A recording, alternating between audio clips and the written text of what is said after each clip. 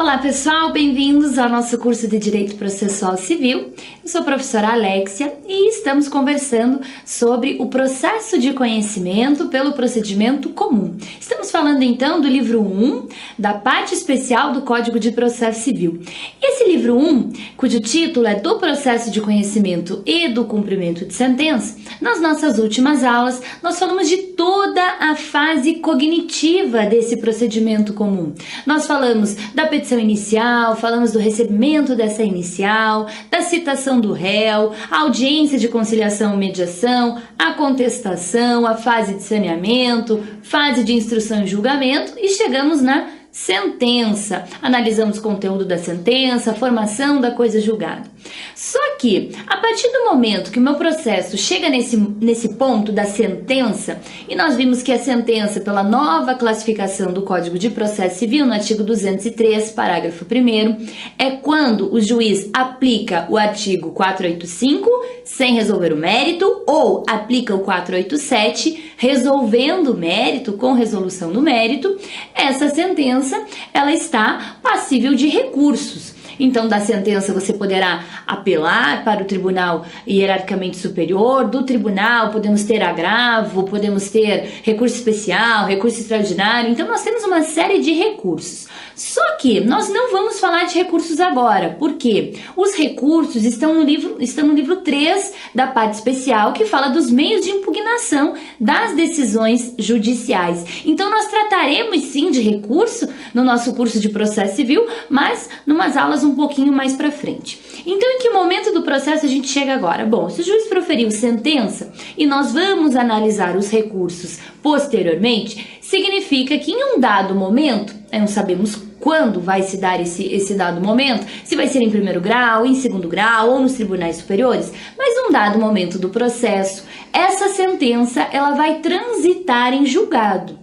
Em transitando em julgado, se ela for uma sentença definitiva, com resolução do mérito, ela terá a formação da coisa julgada, que é aquela eficácia da sentença que impede a sua mutabilidade. Eu não posso discutir aquele processo mais e não posso nem repropor uma nova demanda para discutir aquele direito, porque já operou a coisa julgada material. E uma vez, então, transitada em julgado, operada a coisa julgada material, nós teremos a possibilidade de continuar na relação jurídica processual se a minha sentença tiver uma previsão condenatória ou mandamental. E é sobre essa continuidade do processo, uma vez que nós vimos que a sentença não é mais aquilo que encerra o processo, e sim encerra a fase cognitiva, então é essa continuidade logo após o encerramento da fase cognitiva que será o objeto das nossas próximas aulas, né? Então nós vamos falar do cumprimento de sentença, que é essa fase, a inauguração de uma nova fase dentro do mesmo processo de conhecimento, denominada de fase executiva ou fase de cumprimento de sentença. É a fase onde nós vamos executar essa sentença, executar esse título judicial que tem alguma obrigação que não foi adimplida pelas partes corretamente. Então é essa fase executiva que será objeto das nossas próximas aulas. Então vamos lá. Gente, antes então da gente começar a identificar como é que a gente cumpre essa sentença, a gente precisa analisar alguns requisitos básicos para que seja possível inaugurar essa fase executiva. Então vamos lá. Para inaugurar a fase executiva, eu preciso de duas coisas. Eu preciso ter um título executivo judicial, que são todos aqueles que estão lá no artigo 515 do Código de Processo Civil. Nós veremos mais para frente nas nossas aulas. Então eu preciso ter um título judicial, uma sentença, e ao lado desse título executivo judicial, nós precisamos também de uma obrigação certa, líquida e exigível. Então acompanhe aqui comigo. Se eu tenho uma sentença líquida, ou seja, a minha sentença aqui, meu título executivo judicial, e a obrigação, ela é certa, ela existe. Essa obrigação, ela é líquida, ela tem valor e essa obrigação é exigível, já transitou em julgado e não houve o cumprimento espontâneo. Então, se eu tenho uma sentença e ela é líquida, eu já posso iniciar direto com o cumprimento de sentença, que é essa fase executiva dentro do processo de conhecimento. Agora, se a minha sentença, meu título executivo for ilíquido, ou seja, a obrigação ela pode até ser certa e ela pode até ter transitado em julgado, ser exigível, mas se ela é ilíquida, ela não tem valor, ela não tem objeto, será que eu consigo cumprir essa sentença? Será que eu consigo cobrar algo que não tem valor?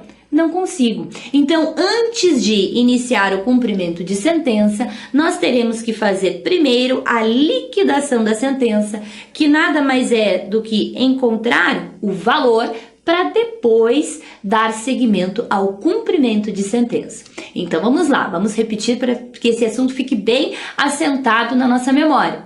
Se eu tenho título executivo judicial e se eu tenho uma obrigação certa, líquida e exigível, eu já faço direto o cumprimento de sentença. No mesmo processo, não vai precisar distribuir, não vai precisar criar um novo caderno processual. O cumprimento de sentença existe justamente para facilitar o credor. Então você já demorou lá na sua fase cognitiva 1 ano, 5 anos, 10 anos para o juiz conhecer o seu direito e essa sentença transitar em julgado. E do trânsito em julgado dessa sentença não houve cumprimento espontâneo da obrigação. Então, se não houve cumprimento espontâneo da obrigação, mas essa obrigação ela é líquida, já tem o valor, você simplesmente vai protocolar o seu requerimento de cumprimento da sentença no mesmo processo, nos mesmos autos. Agora, se essa sentença transitou em julgado, mas ela não tem valor, ela é uma sentença ilíquida, primeiro você vai ter que liquidar, encontrar o valor, aí sim, encontrou o valor, posso passar para a fase de cumprimento de sentença. Então é essa liquidação da sentença que a gente vai estudar na aula de hoje. Gente, então liquidação da sentença e o cumprimento de sentença, eles são fases dentro do mesmo processo de conhecimento. É como se a gente pudesse colocar assim uma linha processual aqui e pudesse separar essa linha num primeiro momento aqui na fase cognitiva, né, também chamada de fase de conhecimento. Então o processo é um só, é o processo de conhecimento, mas que tem uma fase cognitiva que começa lá com a petição inicial e termina com a sentença transitada em julgado. Começa com a petição inicial, requisitos, passa pelo recebimento, passa pela citação, audiência, contestação, saneamento, audiência de instrução e julgamento, chega na sentença, recursos, que a gente não vai falar agora, mas voltaremos a falar dos recursos, e em um dado momento do processo, essa sentença vai transitar em julgado. A partir do trânsito em julgado, nós encerramos a fase cognitiva, a fase de conhecimento. Aí nós temos o seguinte, a partir dessa fase cognitiva, dessa fase de conhecimento, podemos iniciar a fase executiva, que começa lá com o requerimento do cumprimento de sentença. Mas, se a sua obrigação revestida no seu título executivo judicial, ela não for líquida, antes de fazer o cumprimento de sentença, você terá que fazer a liquidação aqui. Então você pode ter você tem um único processo de conhecimento com uma fase de conhecimento e uma fase executiva. Esse é o objeto da nossa aula, essa é a ideia de processo sincrético. O que é sincretismo processual? Processo sincrético é a reunião de duas fases. Por que é possível você executar a sentença no mesmo processo sem demandar um processo de execução? Essa ideia de processo sincrético, de juntar a fase cognitiva à fase executiva, ela não é novidade para o Código de Processo Civil de 2015. Ela já existe desde 2005 pela Lei 11.232. Porque antes de 2005, o processo de conhecimento ele ia da petição inicial até a sentença transitada em julgado. Só, acabou.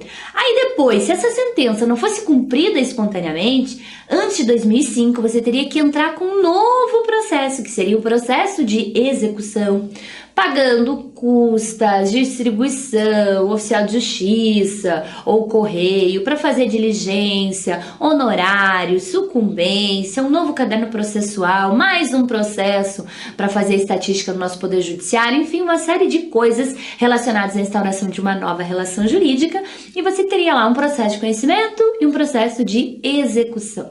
E desde 2005 que o legislador alterou essa perspectiva. Então, desde 2005, você vai ter um único processo, que é o processo de conhecimento.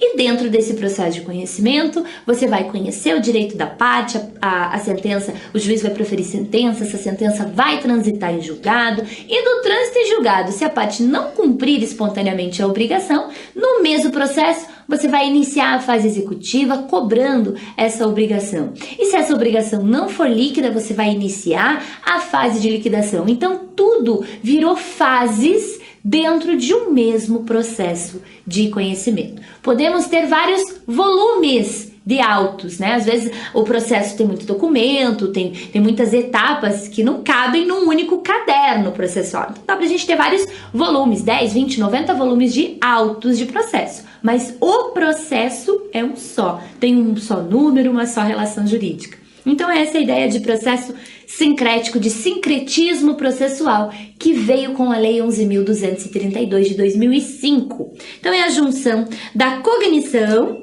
com a execução, a mesma relação jurídica processual, sem a necessidade de instaurar um novo processo. Mas e daí o que aconteceu então com o processo de execução, que a gente também vai estudar? Sumiu do mapa o processo de execução? Não, gente. O processo de execução ele continua no nosso CPC e continua desde 2005. O processo de execução é para executar títulos extrajudiciais, para que você possa executar cheque, nota promissória, contrato, enfim, todos os títulos relacionados no artigo 784, que são títulos extrajudiciais. E para executar os títulos judiciais, para executar a sentença, eu não preciso de processo de execução. No mesmo processo de conhecimento, eu faço um requerimento exigindo o cumprimento da sentença. Com isso, eu ganho tanto em tempo do processo, economia processual, celeridade e efetividade, principalmente efetividade. E sabem por que a gente ganha em efetividade dentro dessa perspectiva de processo sincrético, de fases dentro do mesmo processo de conhecimento? A gente ganha em efetividade porque se a gente fala em processo novo, o processo novo ele exige, a princípio, uma petição inicial e ele exige a manifestação, a participação do réu na relação jurídica processual. Mas se eu estou falando de processo novo, como é que o réu fica sabendo que existe essa relação jurídica em face dele? Bom, se é um processo novo, o réu terá que ser citado para responder aquele processo. E vocês sabem que a citação, ela tem um prazo onde o oficial de justiça ou o correio vai até o réu, faz a citação, depois esse mandado de citação volta aos autos para ser juntados aos autos. Então, isso leva um certo tempo dentro do processo. Agora, se a gente está falando de fase dentro do mesmo processo, ou seja, não é um novo processo, significa que o réu já foi citado lá no comecinho, lá na petição inicial, logo após a petição inicial. Então, todos os demais atos de comunicação do réu nesse processo, inclusive o ato de chamá-lo para cumprir a sentença, será feito por intimação. E a intimação, vocês bem sabem, assistiram lá as nossas aulas de atos processuais. A intimação, você exclui o dia da publicação, então exclui o dia de hoje que foi publicado, e amanhã, sendo o dia útil, você já começa a contar o prazo. Então, com isso, você ganha tempo e ganha em efetividade na relação processual. Então, vamos lá, gente. se a minha sentença, se o meu título judicial tiver uma obrigação certa, líquida e exigível, eu já passo direto para a fase de cumprimento de sentença. Agora, se a minha obrigação tiver um título executivo judicial e obrigação certa, exigível, mas ilíquida, não tem valor, primeiro você vai ter que fazer a liquidação, encontrar o valor, para depois fazer o cumprimento de sentença. E como é que a gente encontra esse valor? Por meio da liquidação da sentença. Então, o objetivo da liquidação da sentença é torná-la líquida. A partir do momento que a sentença se transformou numa sentença líquida, a obrigação ela preenche os 3 requisitos. Ela é certa, ela é líquida e ela é exigível, eu já posso passar para a fase de cumprimento de sentença. Então, acompanhe comigo o artigo 509 do Código de Processo Civil. Quando a sentença condenar ao pagamento de quantia ilíquida, ou seja, eu tenho uma obrigação que não tem valor, proceder-se-á à sua liquidação a requerimento do credor ou a requerimento do devedor. Será que o devedor vai ter interesse em requerer a liquidação? Quanto antes ele, devedor, encontrar o valor, antes o credor vai cumprir a sentença, certo? Mas às vezes o devedor ele tem interesse na liquidação porque ele tem interesse em saldar a dívida, ele tem interesse em acabar com a relação jurídica processual, justamente porque ele não quer ter nenhuma irregularidade, nenhum processo no seu nome. Então a liquidação pode ser também interesse do devedor. Não só o credor pode pedir a liquidação, mas também o devedor. A finalidade é uma só, é encontrar o valor da sentença para que ela seja cumprida, para que ela seja efetivada. E isso pode ser requerido tanto pelo credor como pelo devedor. Vamos lá. A liquidação, ela pode ser feita de 2 formas. Nós temos a liquidação por arbitramento, nós temos a liquidação pelo procedimento comum. Liquidação por arbitramento ou liquidação pelo procedimento comum. Então, vamos falar um pouquinho da liquidação por arbitramento. Na liquidação por arbitramento, em termos gerais, o que acontece? Essa palavrinha arbitramento, alguém, não sabemos ainda quem é, vai arbitrar o valor da sentença, vai fixar o valor da sentença. Como? Artigo 509, inciso 1º. Por arbitramento, será feita a liquidação quando determinado pela sentença, convencionado pelas partes ou exigido pela natureza objeto da liquidação. Então, a liquidação por arbitramento, ela será realizada nessas 3 hipóteses. Ou quando convencionado na sentença, que será feita por arbitramento. Como assim? O próprio juiz, ao proferir sentença, determina que eventual liquidação da sentença será realizada por arbitramento. Significa que está previsto na sentença que a sua liquidação será feita por arbitramento. Segunda hipótese, quando convencionado pelas partes.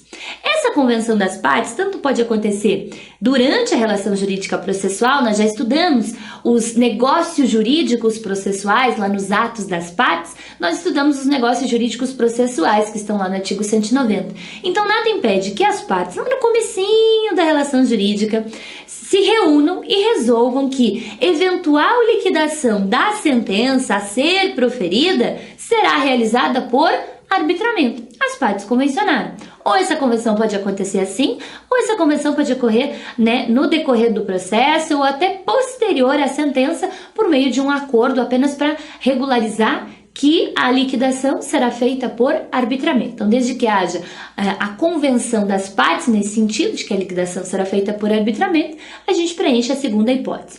E na terceira hipótese também será feita liquidação por arbitramento, quando exigir a natureza do objeto da liquidação.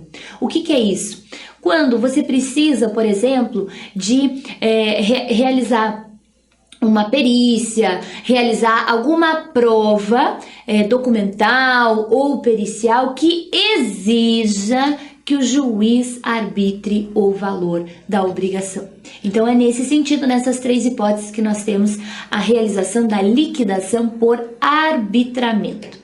Aí, vamos lá no artigo 510. O 510 diz que na liquidação por arbitramento, O juiz intimará as partes para a apresentação de pareceres ou documentos elucidativos. Como assim? Fixada a liquidação por arbitramento ou por convenção das partes ou por fixação na sentença ou quando exigir a natureza do objeto, o juiz intima tanto o autor como o réu para apresentarem documentos, para apresentarem informações, pareceres elucidativos, ou seja, que representem o valor da obrigação, para apresentar contratos, para apresentar notas, enfim, qualquer documento ou qualquer material que eles tenham em mãos para encontrar o valor. No prazo que o juiz fixar, e a gente sabe que o juiz ele pode fixar prazo de 15, 20, 30, enfim, todo o prazo que ele quiser, e caso ele não fixe prazo nenhum, a gente tem que lembrar que na ausência de fixação de prazo do juiz, o prazo será de 5 dias. Mas o juiz pode sim fixar um outro prazo qualquer, sem problema nenhum, para que as partes apresentem esses documentos. E caso não possa decidir de plano, apresentados os documentos, o juiz já consegue identificar qual é o valor atribuído à sentença, à obrigação, e já fixa esse valor, ou caso não sendo possível ele decidir de plano, ele nomeia um perito para que o perito elabore um laudo pericial. E lembrando que desse laudo pericial as partes têm o direito de se manifestar pelo exercício do contraditório, pela prerrogativa do exercício do contraditório, e a partir disso eu tenho a fixação do valor da obrigação. Então a liquidação por arbitramento, ela é bem rapidinha. Então eu tenho a sentença transitada em julgado, verifico que a minha obrigação é certa e exigível, mas não é líquida.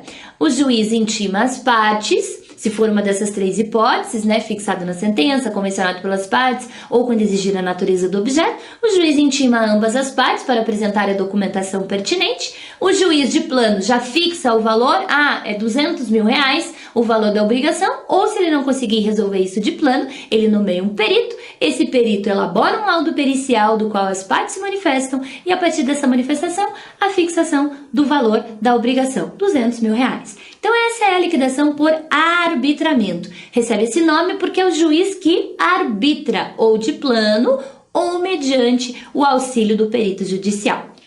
Agora, nós temos uma outra modalidade de liquidação, que é a liquidação pelo procedimento comum. Quando que acontece a liquidação pelo procedimento comum? Artigo 509, inciso 2. Pelo procedimento comum, quando houver necessidade de alegar e provar fato novo. Aí pode ter uma curiosidade. Fato novo. Mas será que é possível alegar fato novo depois que a sentença já transitou em julgado? Parece meio estranho, porque você teve a fase de conhecimento inteira para discutir, para provar fatos e alegar esses fatos. Você espera transitar em julgado para alegar fato novo? Como é que funciona isso? Gente, vamos pensar em algum exemplo para tirar essa dúvida já da cabeça.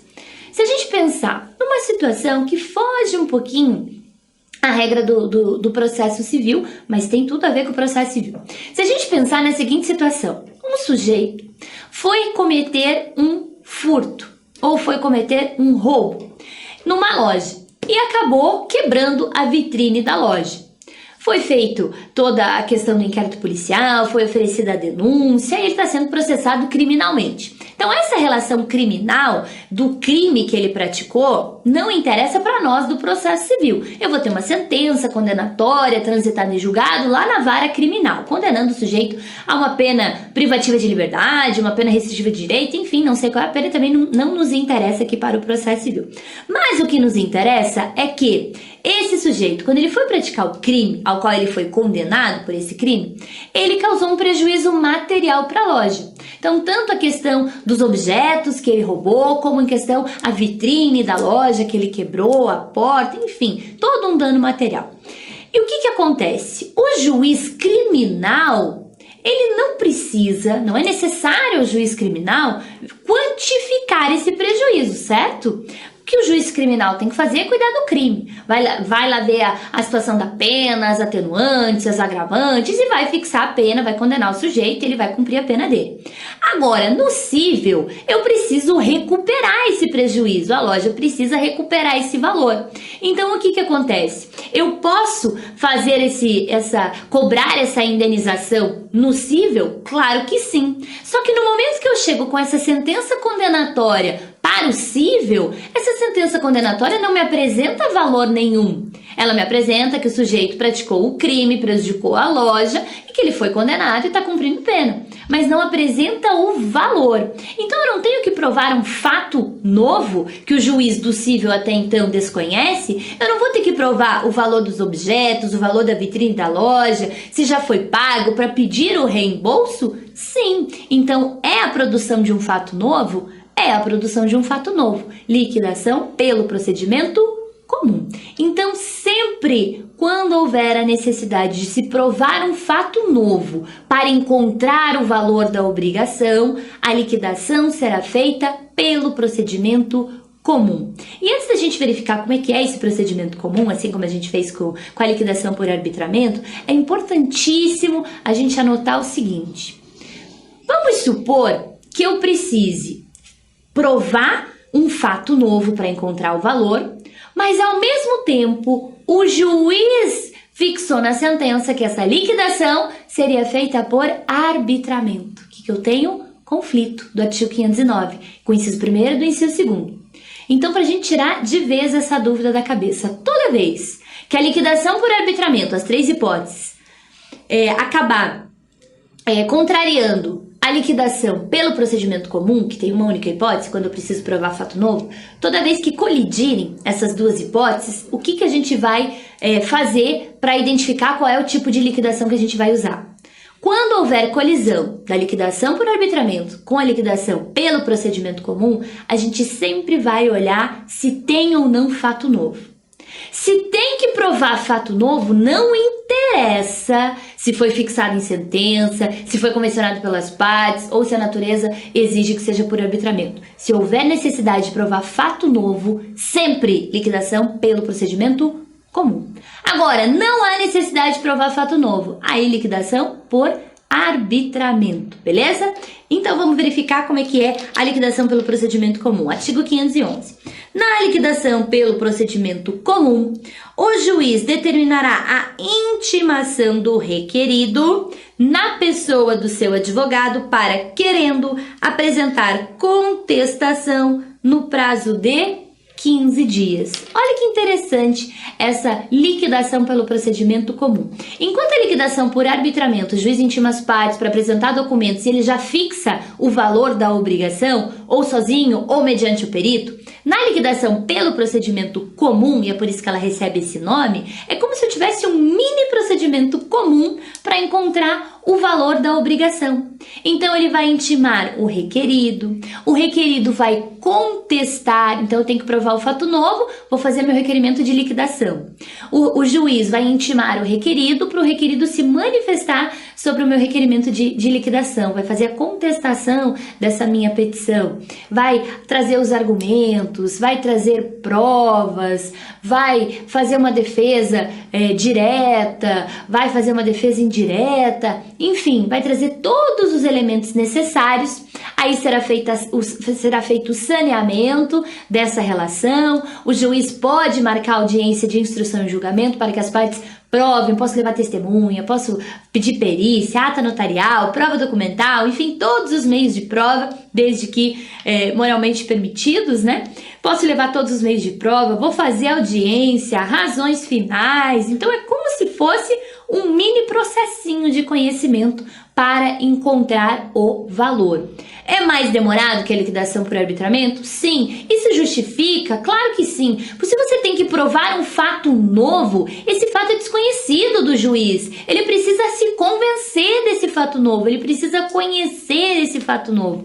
E precisando conhecer esse fato novo e se convencer desse fato novo, eu vou precisar de alegações, eu vou precisar de fundamentos, eu vou precisar de provas, e por isso que ele tem esse nome, pelo procedimento comum. Porque é como se eu instaurasse um mini procedimento comum ali no processo para encontrar o valor, para provar esse fato novo e encontrar o valor da obrigação. E daí, gente, a gente já sabe que encontrando o valor da obrigação, a minha obrigação já está certa, já está líquida, já está exigível, eu já posso passar direto para a fase de cumprimento de sentença, que é o objeto da nossa próxima aula. Então, tenho um título executivo judicial cuja obrigação é certa, exigível e ilíquida. Primeiro Primeiro eu tenho que fazer a liquidação, ou por arbitramento, ou pelo procedimento comum, para depois fazer o cumprimento de sentença, ou se eu tiver um título judicial cuja obrigação é certa, exigível e líquida, eu já posso passar direto para a fase de cumprimento de sentença. Então eu espero você na nossa próxima aula para a gente falar sobre o cumprimento de sentença.